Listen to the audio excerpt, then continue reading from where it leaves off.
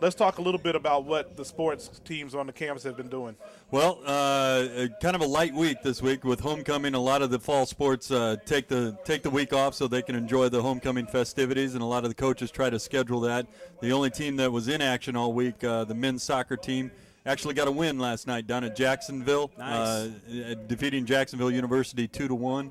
And they will play Stetson tomorrow afternoon. So that's really the only other team in action. The cross-country team took part in the Alabama A&M Homecoming Fun Run yesterday morning at, I think, like 6 a.m.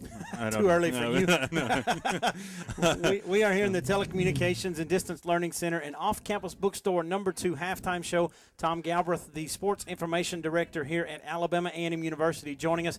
The voice you heard before, if you're watching this on YouTube, the playback, that's Michael Burns. He is our remote producer and videographer for the halftime and postgame show.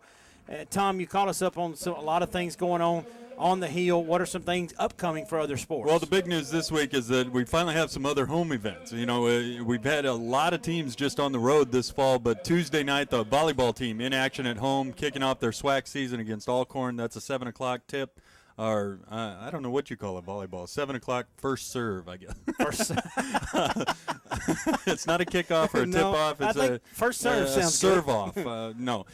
7 o'clock, Elmore Gymnasium, and then the men's soccer team will be in action at home next weekend as we go to Indianapolis for football, but the men's soccer team hosts College of Charleston. And so we get some of the other sports kind of for Bulldog fans to see in action. The only other time we've been at home all year is when the women's soccer team hosted Troy to open up their season. So kind of getting into that preseason, the end of the preseason and into SWAC play for the volleyball and women's soccer teams, and then the men's soccer team, they don't play a lot of home games, so it's important, to get a chance to go out and see them next Saturday as they're at home against College of Charleston. Tom, Bulldogs on top 21-7 here at the half on Homecoming 2009. Great first half until that last series by Arkansas Pine Bluff giving up the 34-yard touchdown pass. Give us your thoughts on the first half. Well, I thought we did a great job of limiting the big plays. Last week the big plays kind of killed us until the 34-yard touchdown. They only had 12 total yards before that play. So you got to credit the defense. They did a great job, minus the one play.